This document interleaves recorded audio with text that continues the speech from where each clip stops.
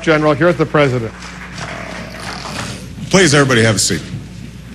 Let me, first of all, just thank Ken and the entire Department of the Interior staff for organizing just an extraordinary conference. I want to thank my cabinet members and senior administration officials who participated today. I hear that Dr. Joe Medicine Crow was around, and so I want to give a shout out to that Congressional Medal of Honor winner. Good to see you.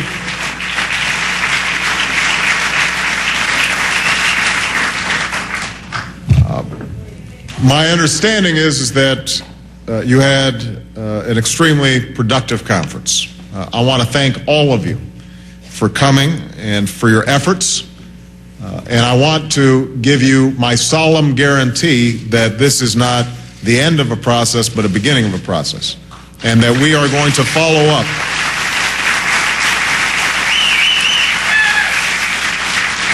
We are going to follow up. Every single member of my team understands that this is a top priority for us. I want you to know that, as I said this morning, this is not something that we just give lip service to.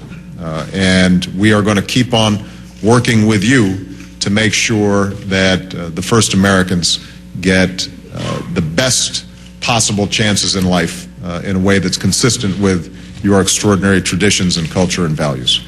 Now, I have to say, though, that beyond that, I plan to make some broader remarks about the challenges that lay ahead for Native Americans, as well as collaboration with our administration.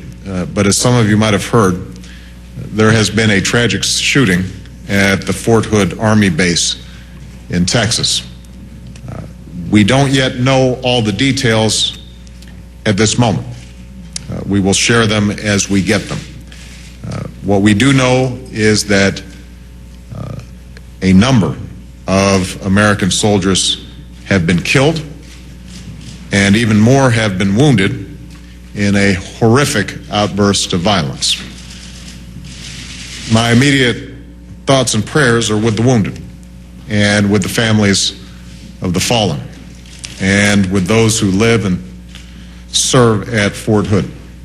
These are men and women who have made the selfless and courageous decision to risk and at times give their lives to protect the rest of us on a daily basis. It's difficult enough when we lose these brave Americans in battles overseas. It is horrifying that they should come under fire at an Army base on American soil.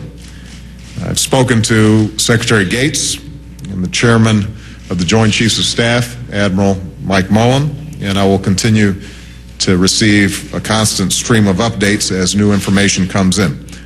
We are working with the Pentagon, the FBI, the Department of Homeland Security, all to ensure that Fort Hood is secure, and we will continue to support the community with the full resources of the federal government. In the meantime, I would ask all Americans to keep the men and women of Fort Hood in your thoughts and prayers. We will make sure that we get answers to every single question about this horrible incident, and I want all of you to know that as Commander-in-Chief,